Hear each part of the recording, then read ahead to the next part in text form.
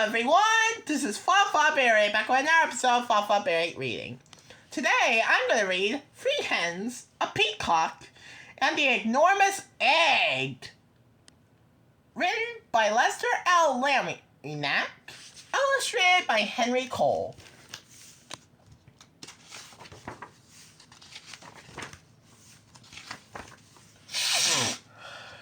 Everything on the Tucker's farm was business as usual.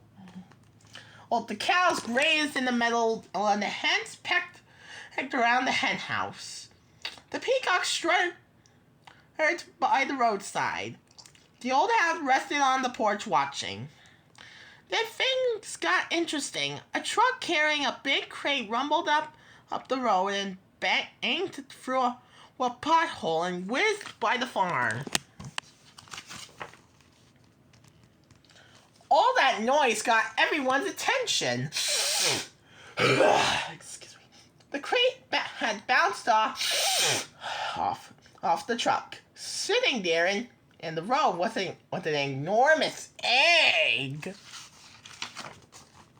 The peacock, the old hound, and the three hens had scurried down the path for a closer look.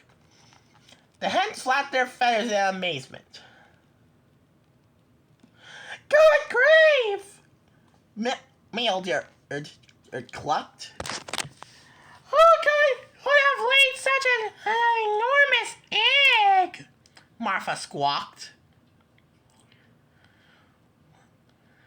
I must get back inside the crate, Mabel cackled. It's not safe for me to leave it out here in the road.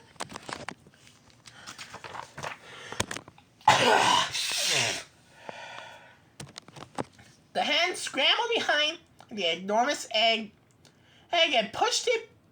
It barely moved. The old hound shoved the egg with his nose. It just wobbled around in circles.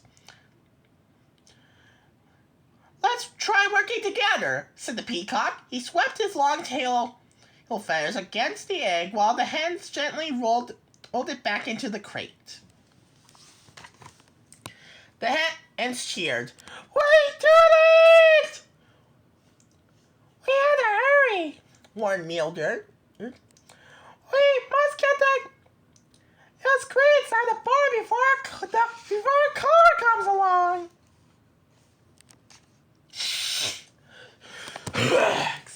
Everyone crowded behind the crate and pushed it with all their might. Nothing happened. The hens had a quick chat then and turned to the peacock and the old hound.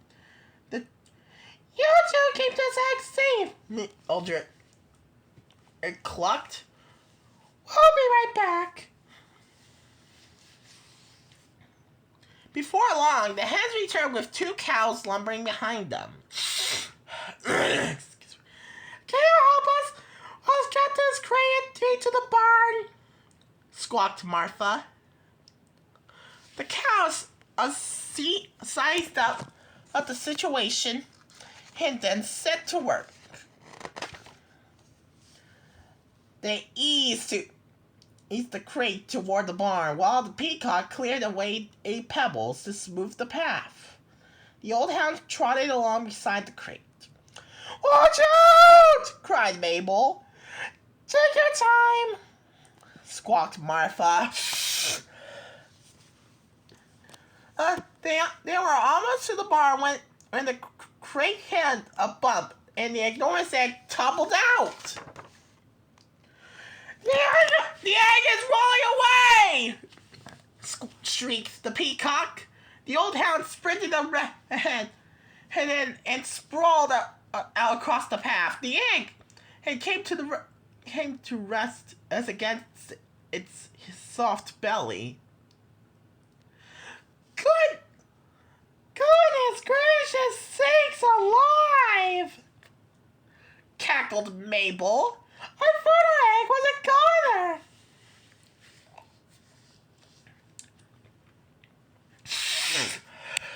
The animals nudged the enormous egg back into the crate. This time, the old hound stepped and he curled himself around the egg. And the cow slowly pushed the crate to the barn. What's inside? The hens and the peacock gathered some hay for a nest. As then the cows and the old hound rolled the egg into it. Now someone must sit on this egg and keep it warm if we expect this chick to hatch, cackled old Mabel. Move over, everyone, clucked Mildred. I've hatched more eggs than any of you. Excuse me. She hopped onto the egg, but she barely covered half of it. Let me try, squawked Martha. I'm the biggest hen. He struggled to the top of the egg. She squirmed and stretched, but she couldn't cover it either. Mercy me, cackled Mabel. I have the fluffiest feathers. Maybe that will do the trick. She climbed onto the enormous egg, but she didn't do any better than the others. Mildred looked at the peacock. Perhaps you should give it a try, she clucked. The peacock clambered onto the egg, but even he was not big enough for the job. Well, I do declare, cackled Mabel. I believe our egg needs 3 hens and a peacock. If the 4 of us sit on the egg all day, who will do our jobs on the farm? Squawked Martha. Can we egg sit at night? The peacock asked. Yes, let's do it, said Mildred. We'll keep our egg warm during the day. All eyes turned to the old hound. Who, me? He asked. I don't know how to hatch eggs. Somebody's got to do it. Jimmy, somebody's got to do it, clucked Mildred, or the egg won't hatch. I'm sure. Or you can think of something. Well then, I'll figure it out, said the old hound.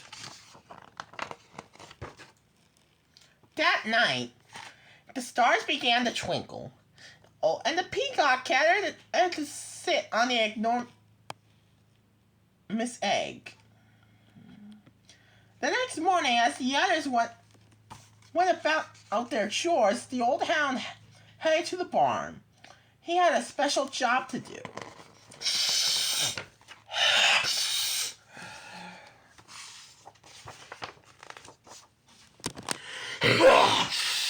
Excuse me. For a while, things seemed to go well, but early one morning, the peacock found that 3 hens had huddled around the egg in a wad of worry. Something's not right, squawked Martha. Eggs never take this long to hatch. Maybe enormous eggs take longer, the peacock suggested. Mercy me, cackled Mabel. You may be right. We'll just have to keep at it, clucked Mildred. And so they did. Each night, while they kept the egg warm, they imagined what this big chick would look like.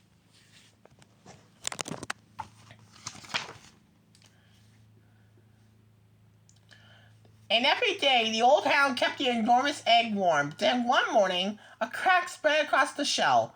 The egg was beginning to hatch.